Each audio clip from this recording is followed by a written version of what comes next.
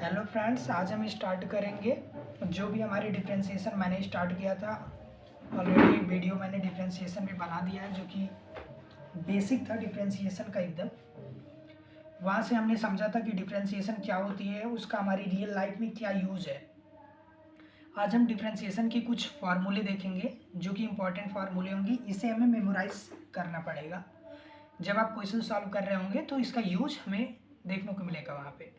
चलिए देखते हैं। पहला फार्मूला जो अपना है वो डिफ्रेंशिएशन है x की पावर n का।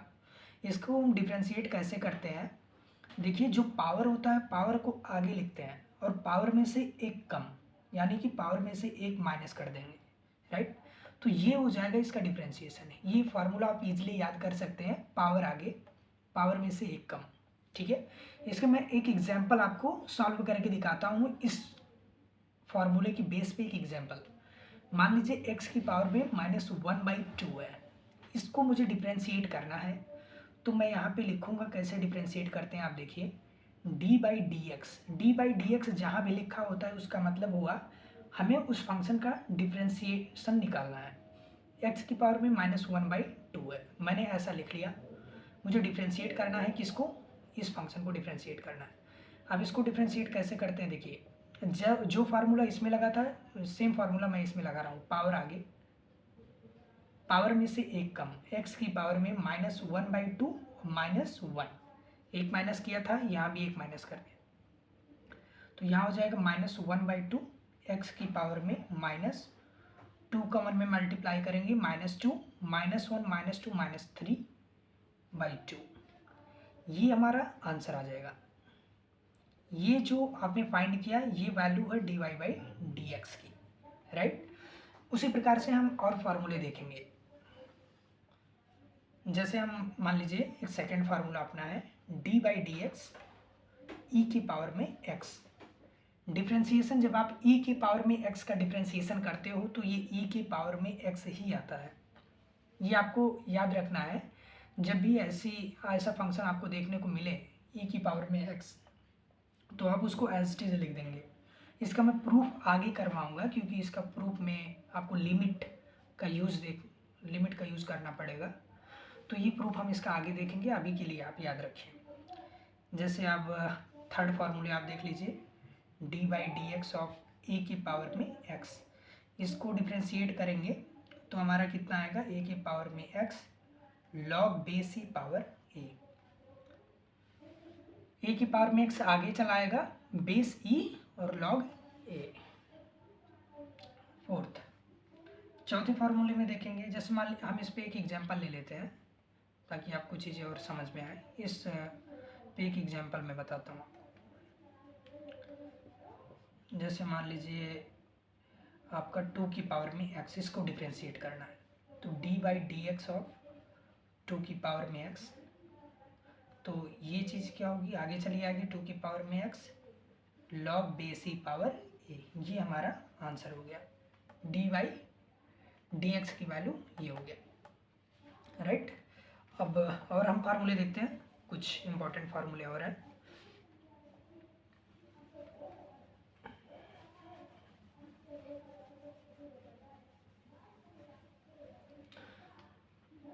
और जैसे आपको मैं एक फार्मूला बताऊँ, किसी भी कांस्टेंट का आप डिफरेंशिएशन करते हो तो कांस्टेंट का डिफरेंशिएशन क्या आता है, जीरो आता है।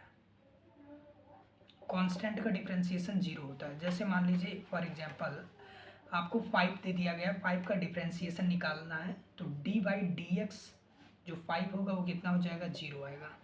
ओके, आगे आप देख लीजिए, जैसे d/dx अगर आपको करना है, कोई कांस्टेंट फंक्शन है और आपको एक फंक्शन x दिया गया उसके साथ में जो कि मल्टीप्लाई में है, तो ऐसे केस में हम क्या करेंगे, ऐसे केस में हम इस कांस्टेंट को बाहर निकाल देंगे और जो वेरिएबल है उसका डिफरेंशिएशन कर देंगे। जैसे फॉर एग्जांपल एक एग्जांपल लेके देखते हैं इस फार्मूले के बेस पे। देखिए जैसे मान लीजिए यहाँ पे मैं एक एग्जांपल ले रहा हूँ 3x², इसको मुझे डिफरेंशिएट करना है, ठीक है। आइए सॉल्व करते हैं। d/dx ऑफ 3x², हम क्या करेंगे, ये 3 क्या है, कांस्टेंट है, इसको बाहर निकाल लें आप और डिफरेंशिएशन आप किसका निकालें, x² का डिफरेंशिएट कर दें। 3 कांस्टेंट है, इसको मैं एज इट इज लिख दूंगा। इसका डिफ्रेंसिएशन क्या हो जाएगा, पावर आगे, पावर में से 1 कम, 2 में से 1 माइनस करेंगे 1 आएगा। इसका आंसर जो आया जाएगा 6x, राइट। आई होप आपको ये चीज़ें आसान लग रही होंगी। ओके, और आगे हम फार्मूले देखें।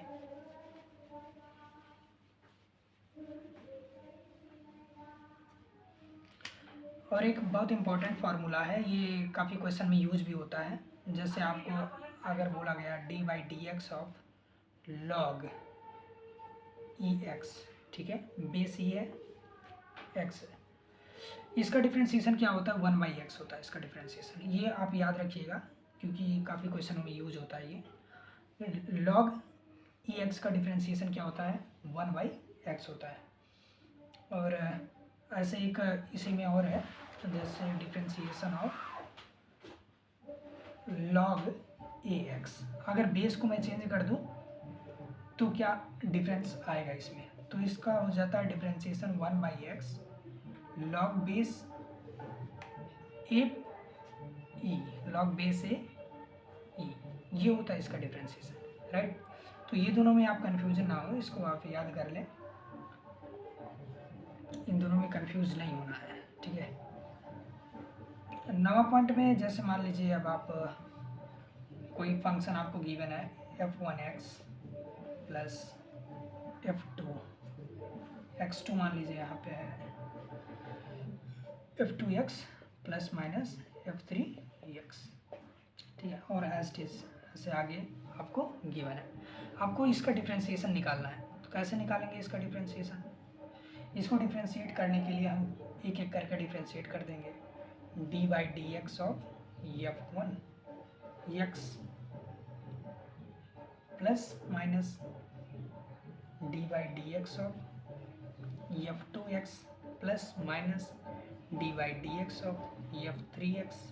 ऐसे ऐसे करके हम इसको डिफ्रेंशिएट, हर एक टर्म को क्या करेंगे, अलग अलग डिफ्रेंशिएट करेंगे। f1 का अलग डिफ्रेंशिएशन, f2 का अलग डिफ्रेंशिएशन, ठीक है, f3 का अलग डिफ्रेंशिएशन। इस तरीके से हम हर एक टर्म को अलग अलग करके उसका डिफ्रेंशिएशन निकाल देंगे।